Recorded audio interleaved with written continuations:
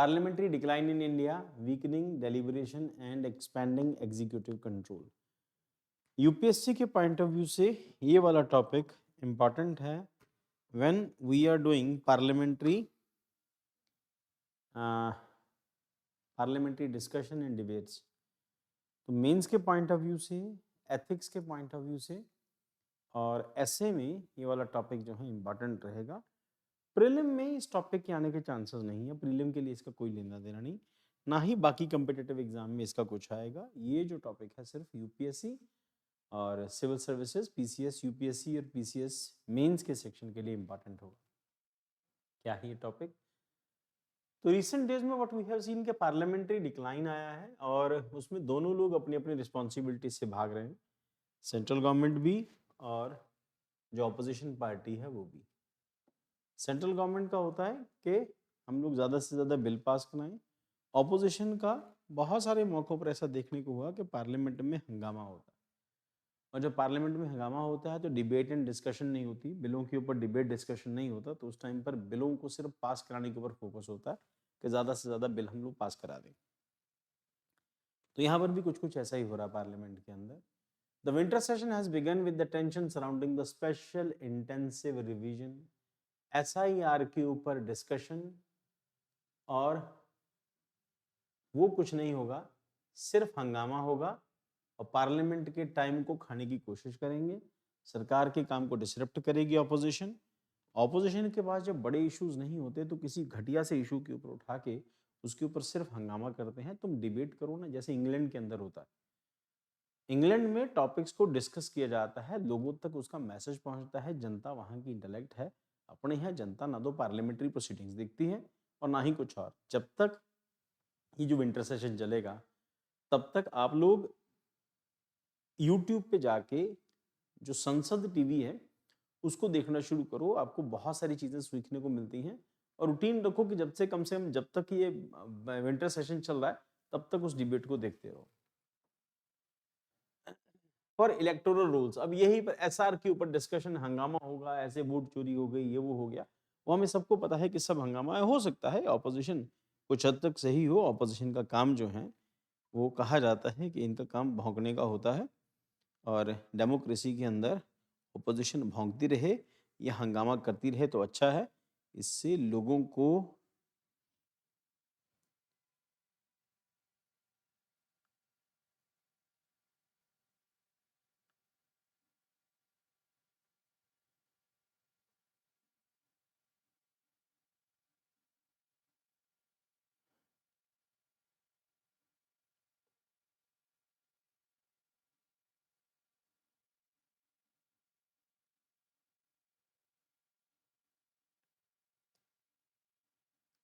पता चलता रहता है कि पार्लियामेंट में क्या हो रहा है। जैसे वो गांव में सुना है कि लोग पुराने टाइम पर कहा करते थे जागते रहो जागते रहो, तो कुछ वैसा ही है, लोगों को पता चलता रहेगा। अगर अपोजिशन भौंकती रहेगी, भौंकती ना पॉजिटिव सेंस में समझना बेटा इसको, अगर अपोजिशन भौंकती रहेगी तो कुछ ना कुछ लोगों की अटेंशन जाएगी कि क्या हो रहा है।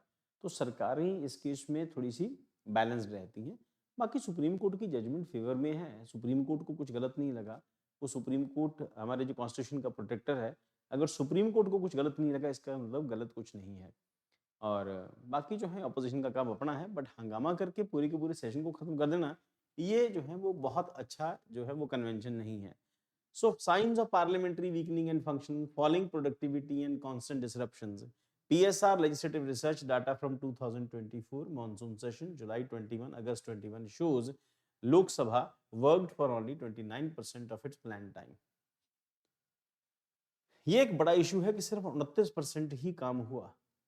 राज्यसभा मैनेज 34% ही राज्यसभा काम कर पाई जो उसको टाइम अलॉट किया गया था। जनता का पैसा है, हमारे पैसे से ये लोग नेता ऐश करते हैं। ये जब जो दिल्ली पहुंचेंगे इन लोगों को सैलरीज मिलती हैं, वहाँ रुकने का भत्ता मिलता है, पर डे के हिसाब से इनको पैसे मिलते हैं। जनता के टैक्स का पैसा, हमारी मेहनत की कमाई, ये लोग इस तरह से अपने ऐश में वेस्ट करते हैं या सिर्फ अपने एजेंडा चलाने के लिए वेस्ट करते हैं। ये डेमोक्रेसी के लिए बहुत अच्छा साइन नहीं है। रिस्पॉन्सिबिलिटी ऑपोजिशन की बनती है, कुछ हद तक गवर्नमेंट की भी बनती है। दोनों थोड़ी थोड़ी जगह थोड़ी थोड़ी अपनी रिस्पॉन्सिबिलिटी समझेंगे तो शायद इस देश की और बेटरमेंट हो सकेगी। बट मुद्दा ये है कि अपनी अपनी रोटियां सेकनी होती हैं सबको, क्योंकि अल्टीमेटली यही सर्वाइव करता है।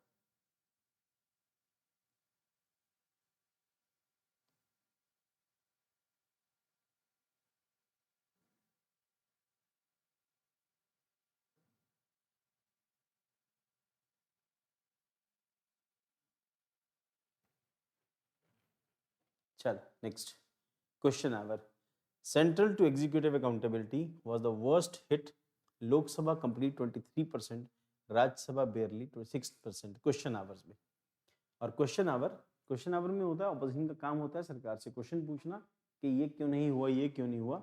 यहाँ पर लोकसभा में सिर्फ 23% काम होता है इसके ऊपर, और राज्यसभा में सिर्फ 6%। फास्ट ट्रैकिंग लेजिस्लेशन है, many laws are being passed with almost no parliamentary debate. अब होगा क्या, सरकार को बिल पास कराना है, और जब ऑपोजिशन को पहले से पता होता है, जब पार्लियामेंट्री प्रोसीडिंग स्टार्ट होती है, तो यहाँ पर आपको इन्फॉर्मेशन मिलती है कि इस दिन इस टॉपिक पर डिस्कशन होगी और डिबेट होगी। अगर ऑपोजिशन उस टाइम को वेस्ट कर देती है, क्योंकि हर मिनिस्टर को, हर मंत्री को और हर मेंबर को एक टाइम दिया जाता है, उसी टाइम पर वो क्वेश्चन पूछेगा, उसी टाइम पर उसको आंसर देना है। अगर वो टाइम निकल गया तो फिर वो क्वेश्चन पूछा नहीं जाएगा। फिर क्या होगा कि पार्लियामेंट के पास जब लास्ट दिन बच जाएंगे, तो वहां पर फिर बिलों को पास कर दिया जाता है बिना डिस्कशन के। अब उसके पीछे मजबूरी ये होती है, जो टाइम दिया गया तो उस टाइम पर डिस्कशन नहीं हुआ तो बिल को पास कर देंगे। Next, online gaming regulation examples क्या है। ऑनलाइन गेमिंग रेगुलेशन बिल है passed in a single day, Lok Sabha में 6 मिनट और राज्यसभा में 23 मिनट के अंदर ये बिल पास हो गया। मर्चेंट शिपिंग बिल 2024, लोकसभा में 20 मिनट और राज्यसभा में सिर्फ 10 मिनट के अंदर ये बिल पास हो गया। देन उसके बाद ऑपरेशन संदूर के ऊपर डिस्कशन होनी थी, consumed half of the working time of Lok Sabha. Online gaming regulation bill pass in single day, Lok Sabha में 6 दिन डिस्कशन हुई और राज्यसभा में 23 मिनट। मर्चेंट शिपिंग बिल हमने डिस्कस किया 20 मिनट, राज्यसभा में 10 minute. Operation संदूर discussion consumed half the working day of Lok Sabha, आधा time यही खा गया लोकसभा की, पूरी लोकसभा सेशन का। So concern raised by experts and MPs, at PDT Achari warned that undermining the debate violates the purpose of the parliament itself. Passing laws without discussion weakens article 107 की जो spirit है उसकी वायलेशन है। Manish Tiwari noted that communities are losing the relevance and the house risk becoming a formal endorsement body. सिर्फ एक formality पूरी की जाती है, सेशन बुलाया जाता है, ऑपोजिशन हंगामा करती है, सरकार आके बिल पास करा देती है, डिस्कशन नहीं होती उनके ऊपर। And Syed Nasir Hussain argued that the debate breaks down when the government refuses discussion। हाँ, कई बार सरकार की भी दिक्कत होती है कि सरकार उनके ऊपर डिस्कशन नहीं कराती नहीं है, तो कई बार हंगामे से बिल पास हो जाते हैं। The government counters that the opposition deliberately disrupt proceedings. ये भी ऑपोजिशन जो रूलिंग पार्टी है वो भी कहती है कि डिसरप्ट करते हैं, हंगामा करते हैं, टाइम वेस्ट करते हैं। Then what is the data suggest, short term swings हैं। Budget session 2023-24 saw unusually high productivity, but point ये कि ये बजट सेशन था 23-24 का, इसमें हुआ कि अनयूजुअली हाई प्रोडक्टिविटी 110% के आसपास काम हुआ। But winter session 2024 regressed sharply, Lok Sabha में 52% और राज्यसभा 39%। लॉन्ग टर्म डिटीरियोरेशन है, 17th Lok Sabha 19 to 24 functions for 88% of schedule time के लिए इसने काम किया, और लोकसभा ने 73%, राज्यसभा ने काम किया। इसका मतलब बाकी टाइम सारा वेस्ट हुआ। But it is also had fewest sittings in history partially due to the covid. हालांकि कोविड टाइम पर भी मीटिंग्स होती रही। नो डेप्यूटी स्पीकर, ये एक पॉइंट है कि अभी इस गवर्नमेंट में एक कन्वेंशन है पार्लियामेंट के अंदर कि स्पीकर के साथ एक डिप्टी स्पीकर की भी अपॉइंटमेंट होती है। स्पीकर जो होता है नॉर्मली वो रूलिंग पार्टी का होता है, और जो डेप्यूटी स्पीकर होता है ऑपोजिशन पार्टी का होता है। ये कन्वेंशन है, कॉन्स्टिट्यूशन में कहीं लिखा नहीं हुआ, और कन्वेंशन कभी फॉलो होती है, कभी नहीं होती। गवर्नमेंट ने कहा कि हम इस कन्वेंशन को फॉलो नहीं करेंगे, हम ऑपोजिशन के आदमी को डिप्टी स्पीकर नहीं बनाएंगे, क्योंकि ये उनके साथ मिल जाएगा, फिर और डिसरप्शन और बढ़ेगा। बट ये होता रहा पास्ट में। अब इन्होंने कहा कि हम डिप्टी स्पीकर अपॉइंट ही नहीं करेंगे। अ departure from the long established parliamentary convention है। कन्वेंशन होती है, परंपरा है, कभी फॉलो की जाती है, कभी नहीं की जाती। Pure sitting over time 1950 to 1970 121 days per year में लोकसभा की यानी कि पार्लियामेंट्री सिटिंग्स हुआ करती थी। 2000 ऑनवर्ड्स पहुंच के 68 डेज, सिर्फ 68 डेज भी अब काम होता है। अब 17 लोकसभा में 55 डेज अ ईयर, तो इसका मतलब ये लगातार डिटीरियोरेट होती जा रही है, पार्लियामेंट की सिटिंग्स ही नहीं होती। और होती हैं तो हंगामा है, कभी कुत्ते को लेके पहुंच जाएंगे। अब कुत्तों को लेकर डिस्कशन है, ऑपोजिशन, ये वो सब। उसके बाद हमारे ये जो न्यूज़ चैनल वाले, ये भी उससे उससे भी ज़्यादा नीच हैं, घटिया हैं, और ये कुत्ते को लेके ही 2-2 घंटे का प्रोग्राम कर देते हैं। Decline the committee scrutiny. Bill referred to the committees 14th and 15th Lok Sabha के अंदर 60% बिल जो है उनके पास गए थे, कमिटीज के पास, और 16th 17th लोकसभा में 20%. Not a partisan phenomena. Even earlier government saw the poor functioning. 15th Lok Sabha UPA के टाइम के ऊपर, एंड 15th लोकसभा यूपीए में 61% लोकसभा में काम होता था, राज्यसभा में 66% ही काम हुआ था, या फिर ये वहां पर भी हंगामा ही होता था। But 13th 14th Lok Sabha NDA and UPA performed much better. इसका मतलब वाजपेयी साहब की गवर्नमेंट और मनमोहन सिंह की फर्स्ट गवर्नमेंट में कंपैरेटिवली काम बेटर हुआ। फिर एक फेज आता है, जैसे हम लोग हिस्ट्री में देखते हैं, हिस्ट्री कई सारे फेजेस से गुजरती है। कई बार इरिस्पॉन्सिबिलिटी का फेज चल पड़ता है, फेसबुक का टाइम आ गया, नई जनरेशन आ गई, उसी से आगे आगे आने वाली जनरेशन में, इसी करके मैं कई बार यहाँ पर डिस्कस करता हूँ कि इस जनरेशन के पेरेंट्स के पास अपने बच्चों को देने के लिए कुछ खास नहीं है ना। तो ना तो कोई आइडिया है, ना कोई इंटेलेक्चुअलिटी है, तो धीरे धीरे करके हम लोग देखेंगे कि इसमें डिक्लाइन ही होता जा रहा है। So root cause of institutional decline, anti-defection law है, mean to promote stability, it now curbs independent thinking among MPs. Impact क्या हुआ इसका? Fiscal oversight, power of the purse. तो fiscal oversight, power of the purse. Impeachment proceedings, legislative autonomy. तो Indian constitution के provisions के accordingly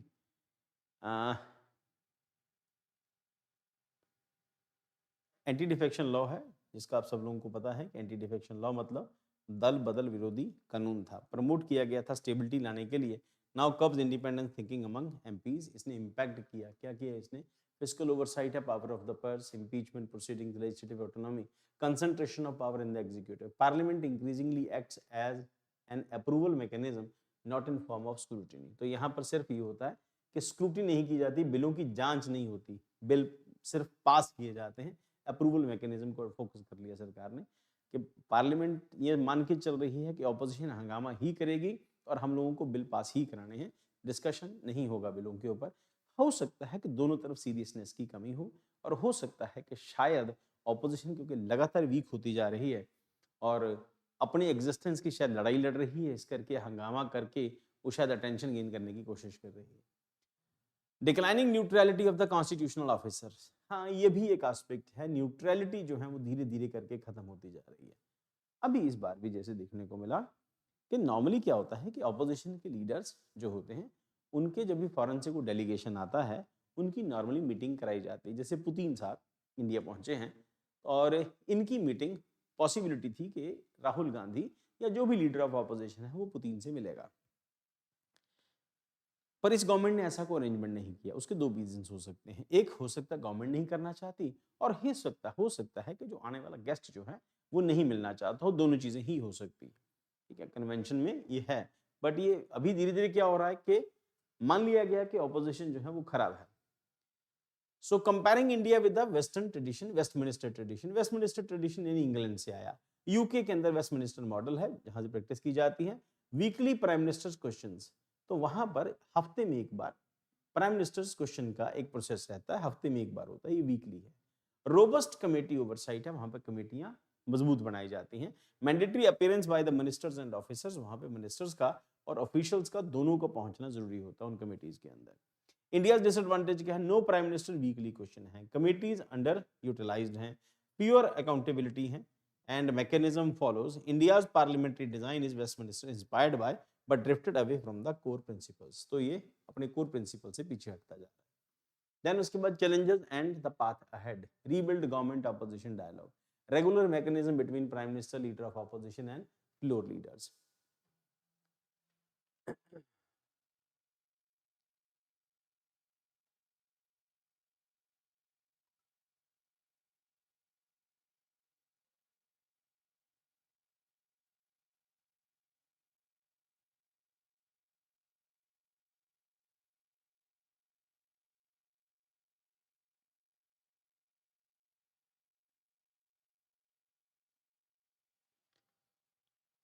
Ensure adequate sitting, introduce a mandatory minimum, for example 120 days a year।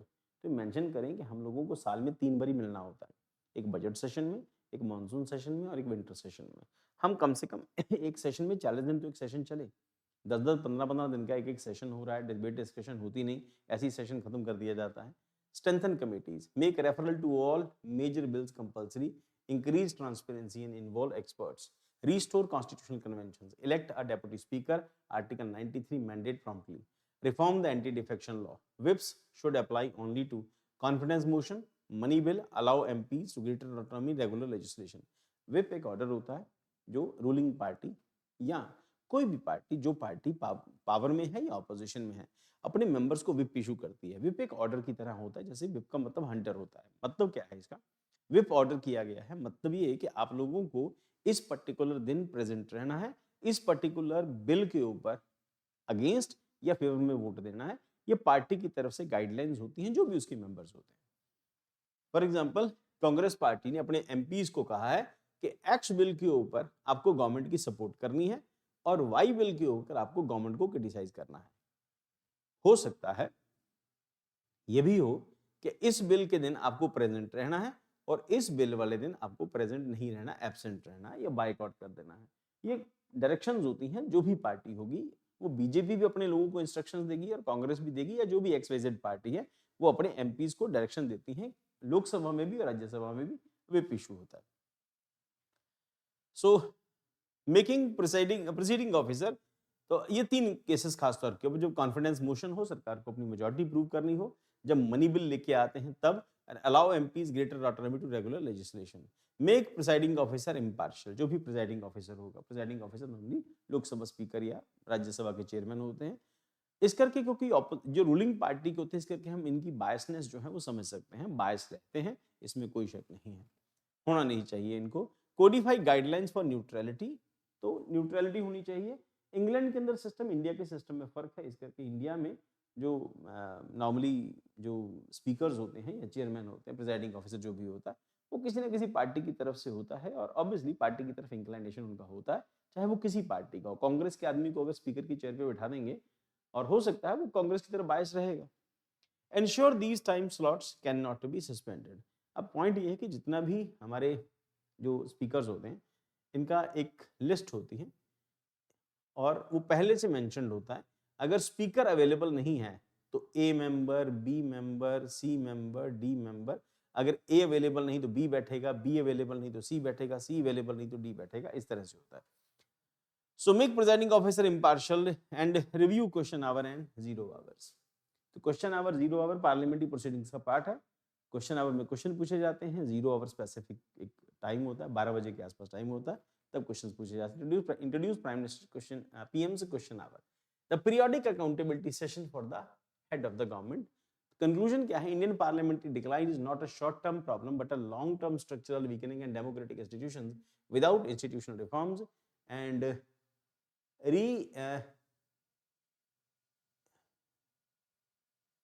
reinvigorated deliberations, stronger oversight and restoration of the conventions, parliamentary is becoming a symbolic structure with diminishing constitutional relevance। धीरे धीरे करके अगर यही सब होता रहा तो parliament अपनी रेलेवेंस खो देगी।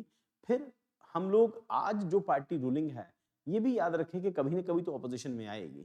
इस करके कि हेल्दी कन्वेंशन का होना जरूरी है। जो आज ऑपोजिशन में है, कल को ये भी याद रखें कि इनको भी कल पावर में पहुंचना है। इस करके वैसा ही बिहेव करो जो एक्सेप्टेबल हो दोनों तरफ से, है ना। तो कुछ रिस्पॉन्सिबिलिटी सरकार की बनती है, कुछ रिस्पॉन्सिबिलिटी जो है वो अपोजिशन की बनती है। अगर पार्लियामेंट्री रिस्पॉन्सिबिलिटी समझेंगे, डेमोक्रेटिक रिस्पॉन्सिबिलिटीज को समझेंगे, हो सकता है कि अप्रोप्रिएट बिहेव करें। अदरवाइज यही सब चला रहेगा और एक दिन, आने वाले दिन ऐसे होंगे कि जनता खुद ही फिर निकल के बाहर आ जाएगी सड़कों पे कि behave properly. Which of the following best describe the recent concern about Parliament in India? Excessive sittings and too many debates। ये कहाँ होता है इंडिया में? Rising executive dominance and shrinking legislative deliberation, बस यही इसका आंसर है। Frequent judicial interventions नहीं है। Decline of the power of election commission नहीं है। Question hour is significant because allows MP to introduce private member bill, नहीं, इसमें नहीं होते। Ensure direct accountability to the executive, yes। It uses only for budget discussions, it uses only for, no, it is restricted to member of the ruling party, नहीं, ये भी नहीं।